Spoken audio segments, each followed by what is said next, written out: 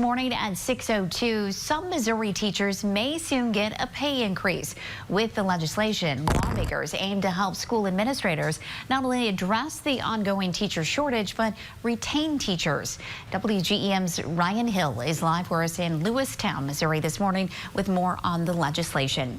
Ryan, good morning.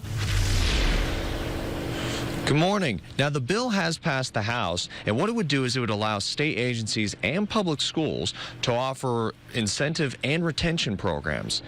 Now, the legislation would also let schools boost the pay for teachers who either work in hard-to-fill districts or hard-to-fill teaching positions, up to 20% of their base wages or salary. Now, the Lewis County C1 school superintendent says his district would fall under the guidelines to do that. We've got positions right now where we have we have some retirees who are teaching under a critical shortage clause. There's law in the state that does allow a retiree to come out of retirement and teach. Currently, it stands at 2 years.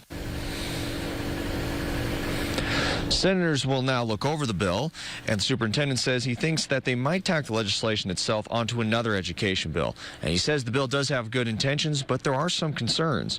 Coming up in the next half hour, we'll see what effects this could have on rural school districts, especially when it comes to finding the money. Live in Lewistown, Missouri, Ryan Hill, WGEM News. Ryan, thank you. And for a full text of the bill, you can go to this story at WGEM.com.